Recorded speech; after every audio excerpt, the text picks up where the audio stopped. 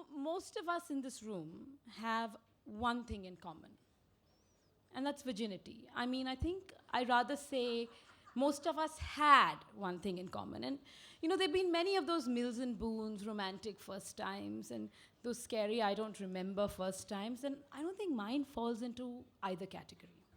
So 40 and some years ago, when I was 29 years old, I was in a long distance relationship with a man I was breaking up and making up with for 4 years.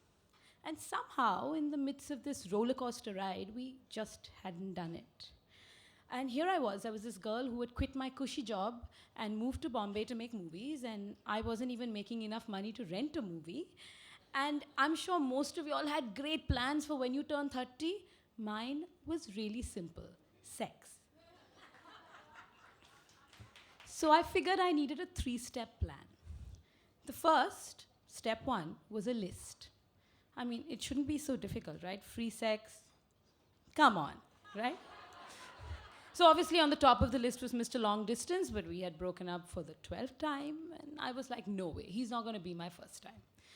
So I took a couple of hours, and with the help of Facebook and social media and WhatsApp and all of that, I drew up a list, and I found my Mr. First Time. I mean, he was significantly older, a really good friend of mine. We had kind of phased out our crushes on each other. We had a load of stuff in common, from drinking chai to history to movies and dogs and ridiculous hypochondria. And I was like, this is it. This is the man. And why would he throw up, this possibility? Right. Step 2 is the call. Now, how do you call someone and say, hey, hello, so can we watch a movie and then have some sex later? And what do you say?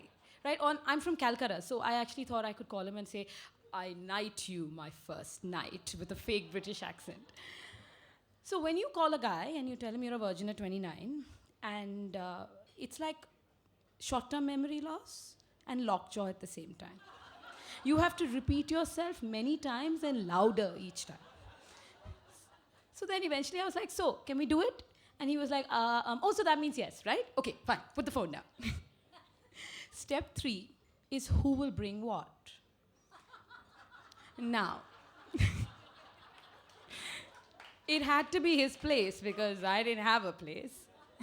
He had enough wine, so that was sorted. And I don't know when this happened, but in the middle of him having to be at work, I had to buy the condoms. Now, girls, buying sanitary napkins is hard enough. I mean, you go to a store, they put it first in newspaper, then they put it in a black bag, and it's like, nobody should know the brand you're using because the competition is so fierce. But buying a condom is like being a suicide bomber. So you walk into a store, and being me, I go like, condom dikhaiye. And there are these 10 boxes which are laid out on the counter, flavors and colors and otherwise. And then I realized I need to call him and ask him what he prefers. And I dial and he doesn't pick up. So then you're the suicide bomber who forgot the code. And you're standing there, and then you decide, sab pack kar lijiye. And I'll never forget the way the store guy looked at me, because he was like, what do you do? And then finally, it becomes D-Day. Now, I told him I was coming from work. But the truth is, you always leave early. You go and get a blow dry. You wear sexy casual.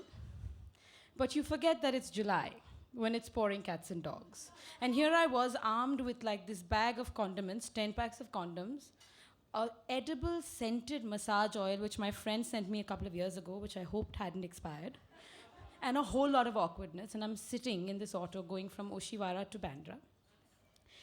And I reach his house, drenched, soaking wet, soggy, like a soggy crow. And I really wanted him to look at me and say, hey, you look so pretty. And I'd be like, oh, I just put it on. My hair always looks like that. And when I rang the bell, there he was, my best friend, standing with a towel and that look of, don't even think of bringing your shoes inside. And he was pointing at the bathroom door. I went to the bathroom and I spent a considerable amount of time, and then I was staring at the mirror, and all I could see was this drenched person who looked like a soggy crow, and I was like, this is never going to happen. And just then there was a knock at the door. And I heard, "Hey, love, your chai is ready." And I opened the door, and this truly was my best friend. And though we had planned wine because we thought being drunk would be easier, over a steaming cup of chai, I had my steaming first time. It wasn't the best sex ever. But it was the most fun I've ever had, where, we had 10 packs of condoms, so we picked and choose. And also we did Shrek impressions of, "Are we there yet?" And I don't remember laughing that much, but it did set in stone a feeling which I will never forget. And it reminded me what I need to feel each and every time. When it was over, we did what best friends do. We compared notes. We gave each other pointers. The best first time ever. Thank you.